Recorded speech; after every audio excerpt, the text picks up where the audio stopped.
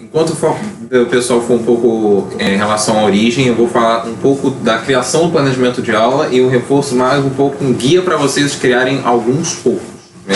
Guias tipo, gerais históricos de abordagem de aula, de planejamento de aula. Todo o material que foi usado nessa apresentação veio desse livro, Prática de Ensino e Planejamento de Aula, escrito, eu não consigo ler esse nome, mas foi publicado em 2008. É um pouco. Yogesh Kumar Singh, eu acho. Um ponto essencial que é relatado ao longo do livro é que, apesar da ideia do planejamento ser essencial para a sala de aula, ela é muito complicada. Ela não é um caminho simples. Até porque no planejamento de aula você tem dois pontos. Primeiro, que o planejamento de aula é único. E segundo, que você tem que escolher qual caminho você vai seguir. Ou seja, você quer lidar com o emocional dos seus alunos, você quer lidar com o social dos seus alunos, você quer trabalhar mais com o contexto, você quer trabalhar mais com os objetivos. E cada um dos apresentados aqui segue um desses estilos. O ponto que eu mencionei do fato de ser único é: Heráclito de Éfeso dizia na filosofia que você não poderia se banhar no mesmo rio, na mesma água duas vezes. Eu trago essa frase daqui porque nenhuma das planejamentos de aula de vocês, em tese, deve ser repetida em outra turma. Porque nenhuma turma é a mesma, mesmo que seja a mesma turma em períodos diferentes. Elas vão agir de maneira diferente e seu planejamento de aula tem que se atualizar, mesmo que minimamente para as suas determinadas turmas, devido ao comprimento de turma, pessoas, situações emocionais e afins. O próprio professor muda, né? O próprio professor muda ao longo da sua apresentação. Então, o seu planejamento pode ter uma base fixa, você pode planejar, como trouxeram aqui, um planejamento básico, mas esse planejamento precisa ficar sendo alterado ao longo dos anos. Você não pode permanecer. Todos os caminhos aqui apresentados apresentam esse fator em comum. Eles são uma pintura de pontilhismo. Agora eu esqueci qual ano que foi feita. Mas essa pintura inteira foi feita de pequenas unidades que, juntas, agrupadas da maneira correta, criam o plano geral. Todas as unidades apresentadas aqui apresentam esse plano. A unidade é fundamental. Nenhum dos planos que foi me apresentado, e eu também não vi nenhum em pesquisa, não se apresentaram em pequenas unidades ao longo do planejamento de aula. Você não pode pegar todo o conteúdo e não fragmentar. Algumas fragmentações são maiores, outras fragmentações são menores, mas todas elas são baseadas em fragmentação. A unidade é essencial, sendo que a unidade não é só o conteúdo que você está dando. A unidade você vai trabalhar com observação em sala de aula. Você vai trabalhar, junto dessa observação, você vai ficar fazendo pequenos trabalhos de casa, trabalho em sala. A unidade também se relaciona com a sua avaliação, e todas elas juntos, agrupando, formam o seu planejamento de aula, que é tão fixo quanto mutável. Você tem que planejar a ideia geral que vai se atualizando durante cada aula. E cada aula você vai, em tese, apresentar uma unidade. Pelo menos essa é a ideia geral. Antes que eu mude. Pode tirar o negócio, tá tranquilo. A imagem é bonita mesmo. Tanto que aparece no filme do Viver a Vida do Prado lá, do Ferris Bueller. Eu não lembro, mano. Foi mal. A referência é muito forte. Todas as apresentadas aqui vêm da Gestalt Psicologia, que eu não foquei tanto nessa ideia por ter sido curto, mas segue um pouco dessa ideia do planejamento de aula em relação à unidade, ao plano de unidade, porque por mais que pareça simples, o plano de unidade é bem dinâmico. Um comentário que ele faz aqui sobre o Gestalt, que ele não comenta tanto, é a ideia de que é mais essa ideia anterior aqui. Como você vai avaliar a sua sala de aula? O que você quer avaliar na sua sala de aula? Qual o seu objetivo entrar numa sala de aula? Lembrando que é literalmente impossível, ou pelo menos irresponsável, você entrar numa sala de aula sem ter um mínimo sem ter algo preparado. Existem alguns autores que vão aparecer aqui que dizem que um professor despreparado é o pior caso. Não é um caos dentro da sala, é o fato de você não vir sem preparo nenhum, você não tem um caminho, você não tem uma linha de raciocínio. E sem uma linha de raciocínio você não consegue produzir nenhuma aula. Um dos primeiros abordagens é Herbetiana. Herbetian era um psicólogo, filósofo alemão, que a ideia, eu até comentei antes como spoiler, a ideia dele é focada no conteúdo. Não é sobre os alunos, não é sobre o professor ou suas relações, é sobre o seu conteúdo. Então o seu foco principal precisa ser o conteúdo. A sua ideia é baseada em 5 passos, que é a preparação da aula, a aula em si, a assimilação do que aconteceu dentro da sala de aula, como a sua turma recebeu esse conteúdo, um remanejamento desse conteúdo para avaliar se realmente foi válido e então uma avaliação. Ele não foca tanto na questão de relacionamento professor-aluno ou a ideia de que o aluno tem essa capacidade social ou emocional. Seu foco é majoritariamente psicológico e majoritariamente conteudista. Seu foco eu tenho um livro para dar, então eu vou dar esse conteúdo. A ideia quando vocês mencionaram aqui o planejamento de aula anteriormente, ela até mencionou no livro que a faculdade que o escritor produziu seguia essa mesma ideia. Ele produzia um conteúdo e seguia esse conteúdo. O grande problema desse conteúdo é que o professor se torna ele manipula muito. Então é muito fácil acontecer a situação de um professor definir uma matéria, ele seguir essa matéria e a turma não acompanhar. O Herbertiano não se incomoda tanto com esse fator. Ele se foca na ideia de fazer links, mas ele, em primeira análise, ele fala que o aluno, em suas fases iniciais, ele é uma tábula rasa, não tem nada. E se tiver, ou quando tiver, o professor deve linkar o conteúdo novo ao conteúdo antigo, sem aplicar o conteúdo antigo. Então, por exemplo, você tem conhecimento de rua, ou de casa, ou de outra coisa. Eu vou usar esse conhecimento dentro de sala, mas eu não vou aplicar esse conhecimento em sala de aula. Eu só reconheço a existência dele e faço links para que, em tese, fique mais tempo na sua cabeça. Fique mais tempo guardado, que é o que o Herbert acredita. O problema dele são esses que eu acabei mencionando, que ele passa direto. Então, esse é o conteúdo, ele tenta passar. Ele acredita fielmente que se o conteúdo foi linkado com algo que você já aprendeu, ele vai ficar na sua cabeça, impreterivelmente do que aconteça. A falta de aplicação sua ou não que vai definir se você vai manter esse conhecimento. Então tira um pouco a responsabilidade do professor, mesmo implicando a relação de dominação absoluta do professor. O aluno não tem a habilidade de criar nesse. No livro ele aponta que isso é mais relacionado às ciências humanas, a definições primordiais, não tanto a discussão de ideias. Ele menciona, por exemplo, a língua que ele apresenta em inglês, que é pragmática. Você vai aprender o inglês, você não discute o inglês, você não cogita a ideia de que o inglês é uma linguagem não formal. O inglês ou qualquer língua vai se desenvolvendo pela informalidade. E nessa informalidade que o inglês se recria. Só que o foco daqui ele fala exatamente o oposto. O inglês existe e ele vai ser apresentado. O professor só vai apresentar esse conteúdo, ele não vai discutir, muito menos indagar. Um pouco contrário a essa ideia, vem a abordagem avaliativa de Bloom, que ele mantém um pouco a ideia do contexto, mas seu foco agora é o objetivo. O objetivo é o primoroso, é o principal. Ou seja, quando você faz seu planejamento de aula, o conteúdo em si não é o principal, mas o que você quer? O que você quer do aluno? O que você quer que seja produzido?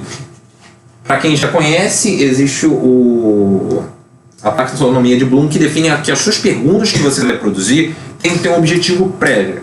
Um exemplo disso mais claro que todo mundo já tem de conhecimento é praticamente o Enem, com as suas habilidades e competências. Essa mesma ideia. As habilidades e competências devem ser manejadas dentro de sala. Por essa ideia, você foca no objetivo. Sai um pouco do controle do professor, porque o professor fica meio que refém da ideia de o que a sua questão quer, não o que o conteúdo apresenta. Então, se a sua questão quer que o seu aluno indague, então você deve manejar uma comunicação com seus alunos que façam indagações eles com eles mesmos. Se você quer que eles resolvam, você já vai para outro tipo de questão. Então sai um pouco dessa ideia de contexto. O contexto pode ser o mesmo do anterior, porém o seu foco é o objetivo, o que você quer.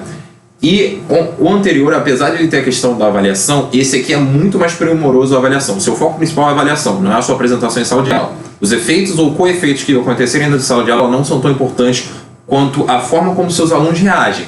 Então ele define 3 processos primordiais, enquanto o outro define 5, esse define 3, que são a sua preparação para a sala de aula, o que você quer, quais são os seus objetivos que você quer levar para a sala de aula naquele dia, naquele horário ou naquela turma, como foi a situação no momento do aprendizado dessas experiências pelos seus próprios alunos, e em terceiro fator é a avaliação. A avaliação é o principal, apesar de ele definir que existe um ciclo, a avaliação é o principal no de Bloom. Saindo um pouco, enquanto a primeira fazia a abordagem em relação ao conteúdo, o segundo fazia a abordagem em relação ao objetivo, esse é o primeiro que apresenta um pouco da relação social.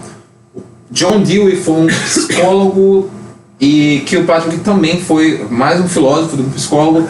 Anos depois, eles não tiveram bem uma conexão. O John Dewey definiu a primeira visão social, depois eles associaram Kilpatrick. Por quê? A ideia deles dois é a visão social. Seu objetivo deve ser o desenvolvimento social dos seus alunos. Então, se o seu aluno tem uma condição social específica, seu trabalho com esse aluno e com a sua turma deve ser o desenvolvimento dessas capacidades sociais. A falta desse desenvolvimento define que seu planejamento de aula foi funcional ou não. Então, existe essa questão de... A avaliação, apesar de ser essencial, assim como nas outras, o objetivo principal é verificar se a vida dos seus alunos foi realmente modificada, se eles desenvolveram alguma coisa, se eles conseguem aplicar isso na própria vida, então tem um caráter muito mais em relação ao aluno do que o professor. A sua condição social como aluno na situação é mais primordial do que a condição de professor ou de conteúdo. Eu tenho um conteúdo que na sua aplicação de vida vai ter certas conotações ou certas funcionalidades, e o foco deve ser esse. Você tem que ter a sua capacidade de desenvolver isso, seja economia, seja qualquer outro ramo. Suas falhas são mais essa, ela fica muito presa ao aluno e à condição de vida do aluno, então o conteúdo pode acontecer de ser desperdiçado, você quer focar muito no social do aluno, então você não pode trabalhar muito com a ideia de abstrato da própria matéria. Então, ou a ideia é que seja afastada da vida do aluno. A abordagem de Morrison é a que mais se utiliza, é a que mais vemos normalmente, que é a ideia de fazer um ciclo. Você deve preparar uma aula inicial, seu foco diferente das outras é o desenvolvimento do aluno, mas como a ideia da lição, o desenvolvimento do aluno com a lição, e a ideia é que forme-se um ciclo. As outras quase sempre paravam na avaliação. Todo o seu objetivo era a avaliação final, seja a sua avaliação relacionada à vida do aluno, seja a sua avaliação relacionada de forma pragmática. A ideia é ser cíclica. Você forma uma aula, você aplica essa aula é funcional ou não, você verifica quais foram os resultados e então, por último, você aplica uma nova aula.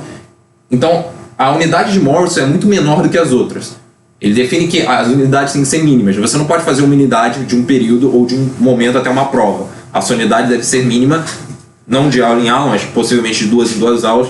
Então você vai formando fragmentos para que no final forme a unidade.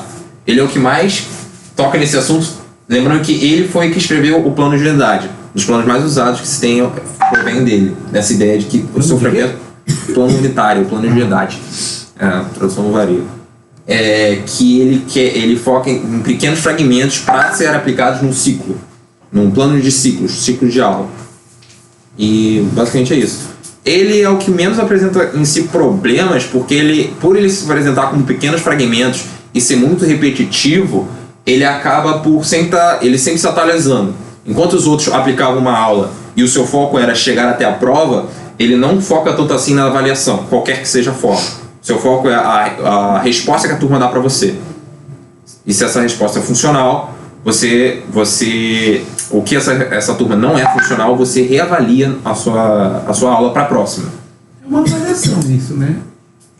Mas é uma avaliação do professor, não do aluno. Ele não julga muito a relação de como a turma está reagindo. Ele avalia muito mais o professor de como a aula dele está progredindo. Entendi.